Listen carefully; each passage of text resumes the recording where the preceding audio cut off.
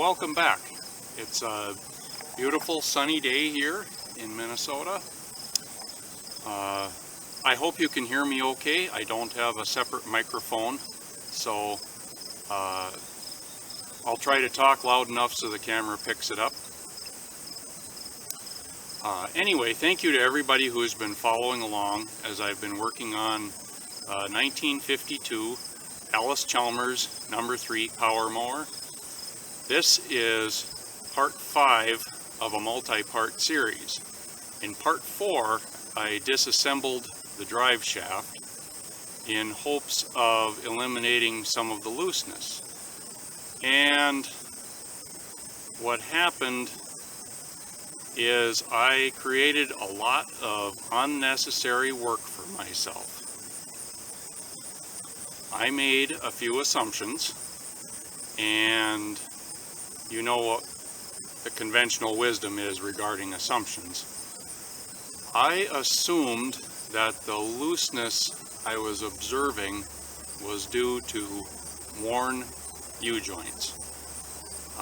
So I anticipated that even though I didn't have part numbers for the U-joints, I anticipated that I would be able to take them out, measure the diameters of the caps and the cap-to-cap length, and that I would be able to buy modern replacements.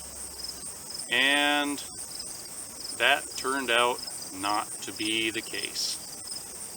There are some modern U-joints that were very, very close to the correct dimensions, but not quite. The U-joints that I removed from the drive shaft had plain bearings, or bushings, meaning that there was no rolling elements in there, and most U-joints that you would buy nowadays would have needle bearings in the caps, but there weren't any that were a direct replacement for the ones I removed. So I had to observe a little bit more. Measuring the diameter of the pins and the internal diameter of the bushings revealed that they all had about 4 to 5 thousandths of clearance, which is quite acceptable for plain bearings that rely on a fluid film to prevent contact of the metal surfaces. So most of the looseness that I actually observed in the drive shaft was due to end-to-end play, and the only one that was really bad was in one axis of the tractor end of the drive shaft. And later on in the video you'll see probably why there was that much play in there, but it also resulted in me causing myself some headaches that I will need to figure out how to resolve. So in this video I will be able to reassemble most of the drive shaft, reusing the U-joints that I took out of it, but I will have to extend this into another video as I try to determine how to fix a mistake that I made without causing myself too much more headache. Anyway, thanks for following along, and here we go. I will begin with cleaning up the parts that I took apart in the last video.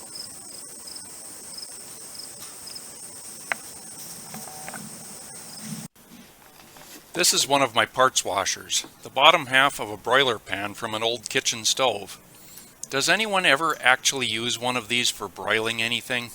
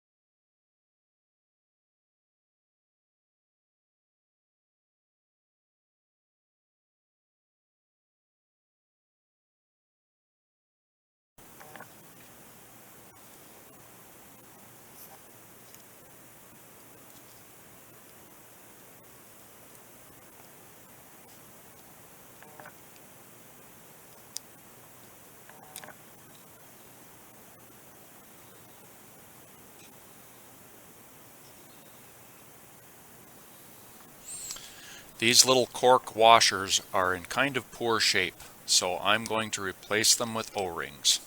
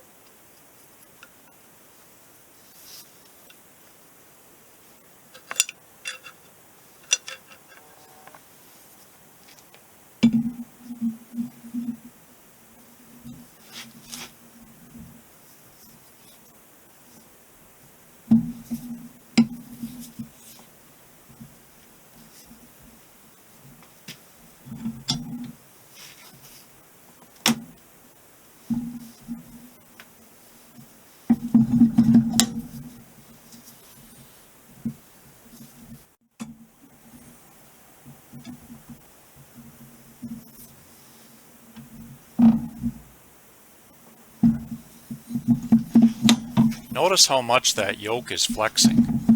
I didn't really notice that from my angle, but the camera clearly caught it. That will become an important observation later on.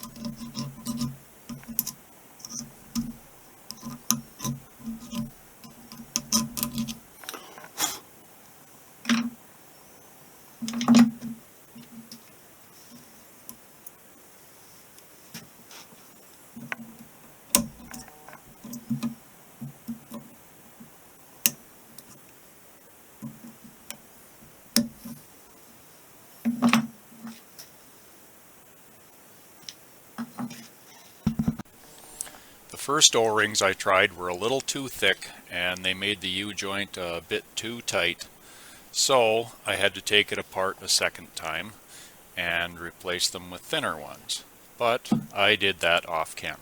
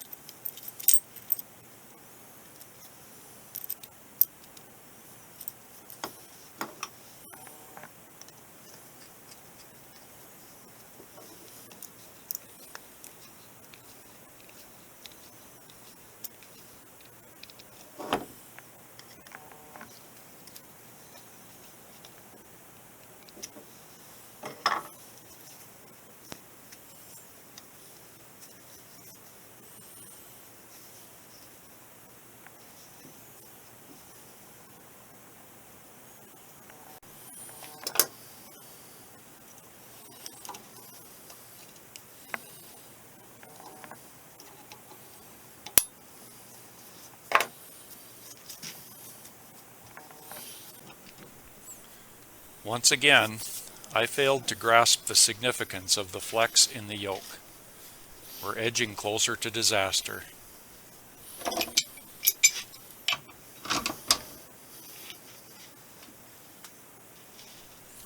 I was getting frustrated and I did not capture the moment when I actually got the cap pressed all the way in and I could put the snap ring in the groove.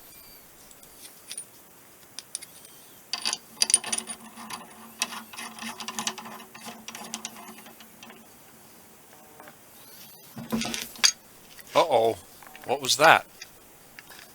I temporarily lost focus on what I was doing and got the second cap pressed in at the expense of the snap ring groove on the opposite side. The yoke was far more malleable than I had expected it to be, and consequently it bent inwards and left me with too little clearance to install the entire U-joint. This also suggests an explanation for why there was too much clearance in the U-joint before I disassembled the drive shaft. The yoke must have spread open wider than it needed to be and allowed that movement.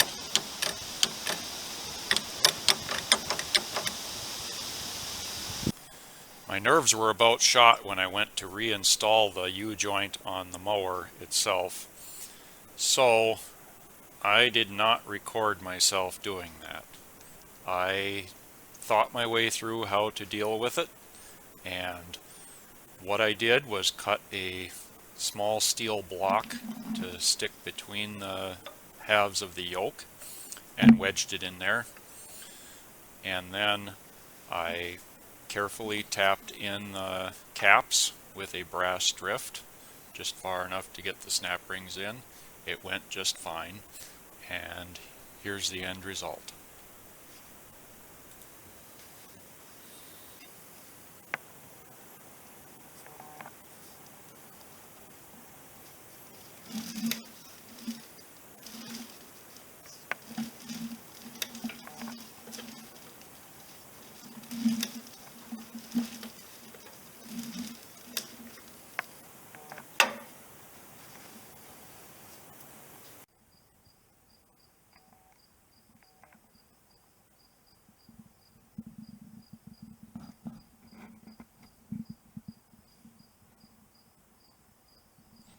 So I have to do some contemplating to decide just how I want to resolve the issue that I created for myself with the damaged yoke.